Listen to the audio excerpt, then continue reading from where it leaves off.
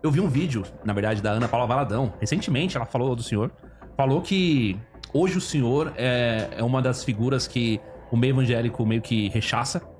Porque eu não quis mais continuar com eles. Sim. Se eu tivesse querido continuar, eles estavam me incensando como me incensaram a vida inteira. Então, ela disse que é o seguinte, que por esse motivo que você foi condenado lá atrás, se a gente fosse aplicar a regra hoje, não sobrava um. Não, porque... Ela disse que é o que mais acontece. E outra coisa, tadinha, ela tem muito pouca informação sobre o que aconteceu.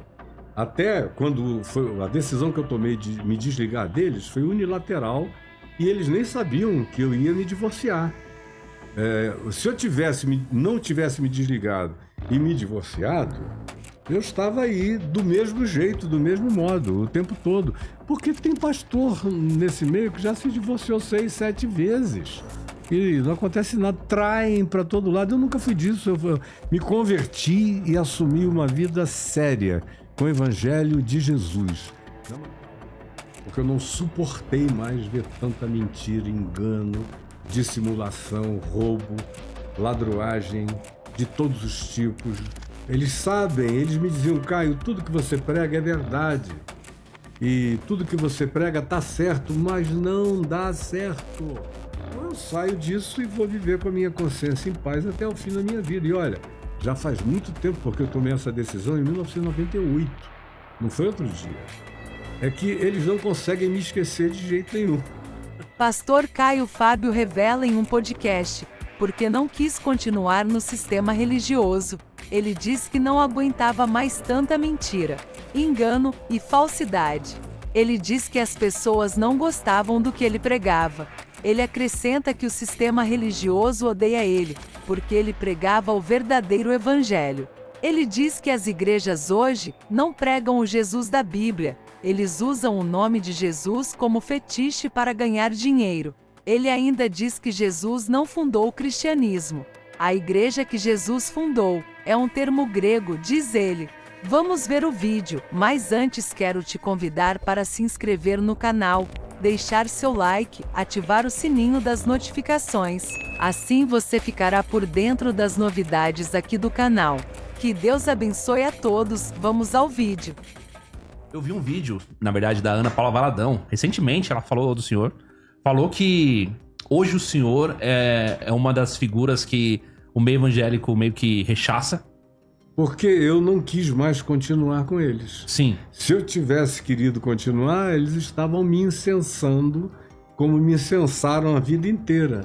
Mas é uma sensação de cônjuge desprezado, é o que eles têm, porque foi um divórcio unilateral. Porque eu não suportei mais ver tanta mentira, engano, dissimulação, roubo, ladruagem de todos os tipos. Eles sabem, eles me diziam, Caio, tudo que você prega é verdade.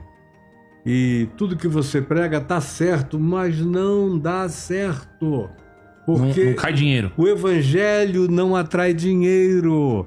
A gente tem que pregar é Moisés, é lei, é condenação, é medo, é pânico, é inferno. Então, não interessa o que você está dizendo, é certo, mas não dá certo para os nossos interesses. Depois de uma hora eu digo, eu que era presidente daquilo tudo, continuo aqui, vou me tornar cúmplice dessa maldade, ou eu saio disso e vou viver com a minha consciência em paz até o fim da minha vida. E olha, já faz muito tempo, porque eu tomei essa decisão em 1998, não foi outro dia. É que eles não conseguem me esquecer de jeito nenhum. Isso é verdade. Então, no vídeo, a Ana Paula Valadão fala o seguinte, que pelo motivo que eles te rechaçam, e aí eu acredito que deve ser um outro motivo, que eles meio que arrumaram um subterfúgio, foi isso? Foi um divórcio? Divorciei. Então, ela disse que é o seguinte, que por esse motivo que você foi condenado lá atrás, se a gente fosse aplicar a regra hoje, não sobrava um. Não, porque... Ela disse que é o que mais acontece. E outra coisa, tadinha, ela tem muito pouca informação sobre o que aconteceu. Até quando foi a decisão que eu tomei de me desligar deles foi unilateral e eles nem sabiam que eu ia me divorciar. Se eu não tivesse me desligado e me divorciado, Eu estava aí do mesmo jeito, do mesmo modo, o tempo todo. Porque tem pastor nesse meio que já se divorciou 6, 7 vezes. E não acontece nada, traem para todo lado. Eu nunca fui disso, eu me converti e assumi uma vida séria com o Evangelho de Jesus, da maneira mais pura e mais autêntica, durante décadas e décadas e décadas. Eu não sou um menino, tenho 70 anos e comecei a pregar bem novo. Só na televisão eu entrei em 74, mas eu comecei a pregar e rodar pelo Brasil a partir de 73. Então, a maioria dessas pessoas que estavam aí não tinham nem nascido.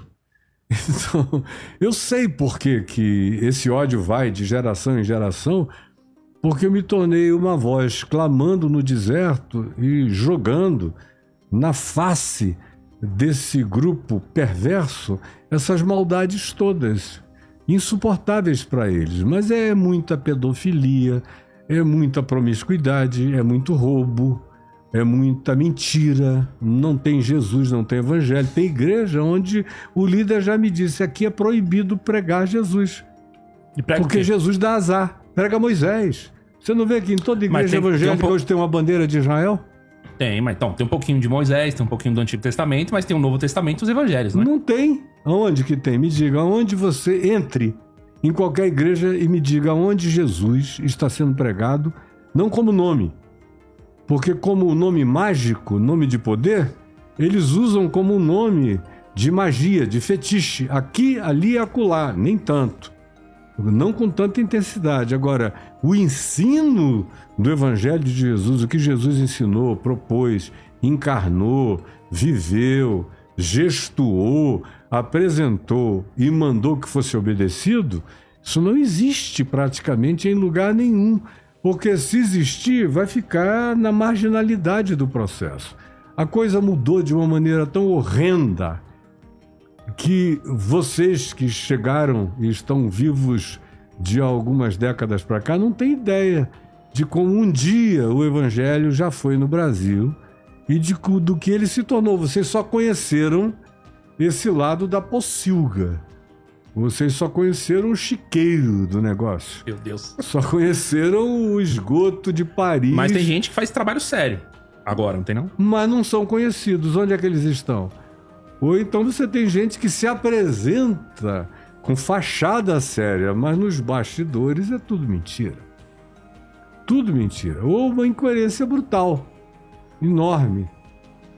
Como eu vejo por aí, pessoas querendo se apresentar numa perspectiva de eu sou culto e sou uma pessoa cientificamente preparada. Mas se você perguntar quando é que Deus criou o mundo, ele vai dizer que foi há 6.000 anos atrás.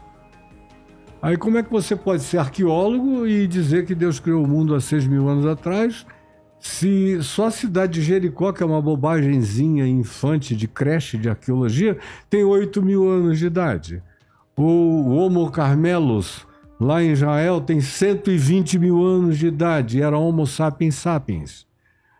Eu estou vindo agora de Göbekli Tepe, Karahan-Tepe, Derinkuyu, que lá na Turquia, que tem 12, 13, 15.000 anos de idade, antes da criação do mundo, conforme a narrativa bíblico-semítica. Então, até os que vocês, desculpe eu ser franco do jeito que eu sou, até os que vocês consideram mais preparados, para mim é tudo um monte de gente que eu não levo em consideração, porque quando você espreme, eles não têm argumento.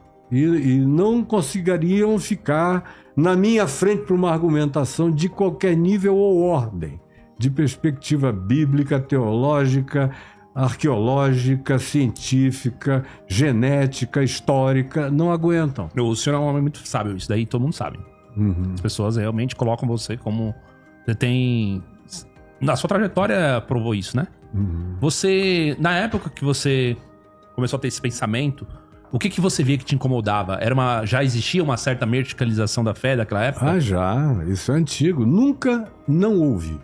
Nunca? Nunca. Nunca é uma palavra meio forte. Né? Nunca. Mas é nunca. Você tem o Evangelho de Jesus e, num certo sentido, sem absolutizações tão intensas, Mas Nietzsche, num certo sentido, tinha razão quando ele disse que o único cristão que existiu foi Jesus. O evangelho morreu na cruz, né? Morreu na cruz, É o que ele disse. Então, mas ressuscitou de entre os mortos em Cristo. Aí você tem apóstolos sinceros que deram a vida pelo evangelho.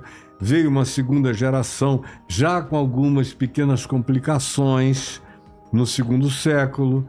No terceiro século, continua a haver pureza de pregação do evangelho, mas já com alguns grupos tentando fazer conciliações com as várias manifestações das filosofias gnósticas, algumas que admitiam promiscuidade de vários tipos, outras que diziam que só haveria salvação se você aprendesse algumas doutrinas gnósticas sem as quais ninguém seria salvo, até que veio a erupção do vulcão constantiniano no quarto século, e aí surgiu o cristianismo.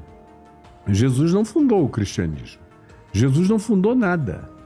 E a igreja que Jesus fundou é um termo utilizado do mundo grego, eclésia, que era usado para qualquer convocação humana. Era um termo que definia apenas ajuntamento, congregação.